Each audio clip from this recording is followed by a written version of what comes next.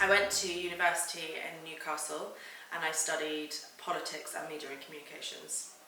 So I didn't really know what I wanted to do when I left university, mainly I think because I didn't know what was out there, but I had done quite a lot of internships and work experience with PR firms, so that kind of naturally pointed me in that direction. But I do wish that something like Hello Grad had existed at the time, because I had no idea of half the jobs that were out there, more than half the jobs that were out there.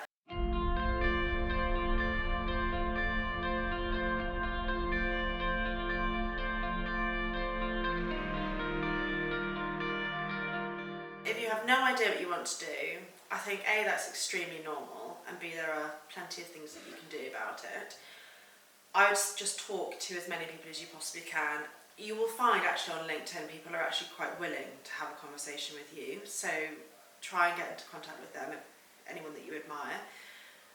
If you've got friends with older siblings and you think that looks quite interesting, speak to them, get work experience, just put the hard work in with internships and work experience, it will be worth it. Yeah. But just explore as much as you can. Don't be too pressured to launch into something that you're not quite sure of.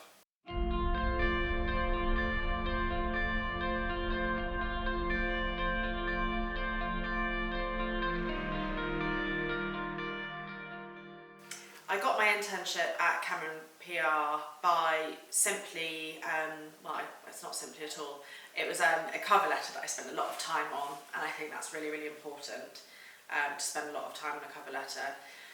A really targeted one. I'd spent quite a lot of time looking at their website, looking at the work that they'd done before, the case studies they'd done, and I really loved the look of all the creativity that went into it and the clients that they worked with. So I drafted a pretty strong cover letter, and I got invited in for an interview, and that was it really, and I absolutely loved that job.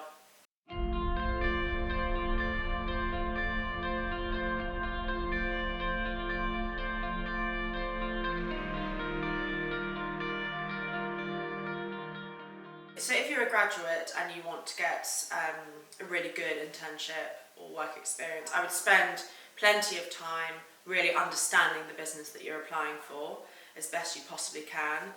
If you know someone there, have a chat with them to understand what the culture's like, to make sure that you're going to be a good fit as well, and it's what you want. And write a very good cover letter to show that you really do understand, and not a one that sort of goes on and on and on for pages long, quite concise and to the point, but it really shows that you've got a good understanding of the business.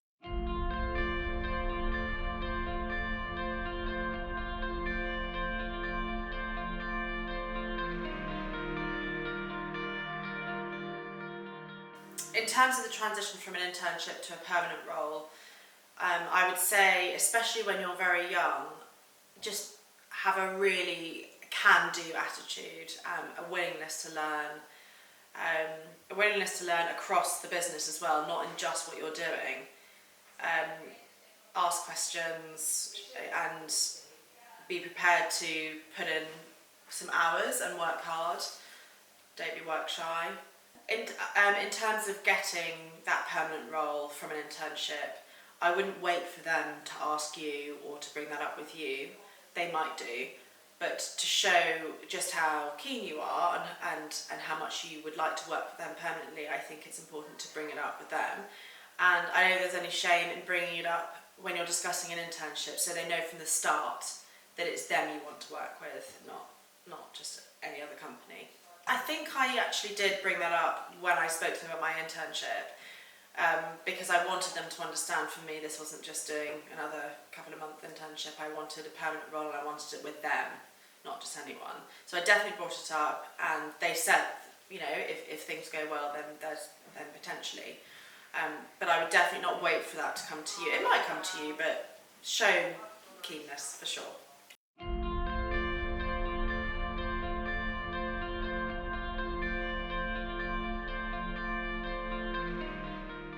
Networking for me has been incredibly important, and I don't think I valued it till quite recently.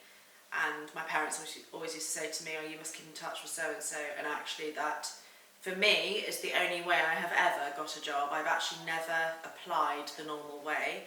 I have networked, I have kept in touch with people, and whenever I've wanted to move on for a job, I have quite a few people that I can speak to. That's not to say they're going to give me a job, but they might know someone who does, or they give me really good advice. They also act as mentors, half of these people. So I would say networking, certainly in what I do, has been incredibly useful, but I don't see how it wouldn't be in any other industry.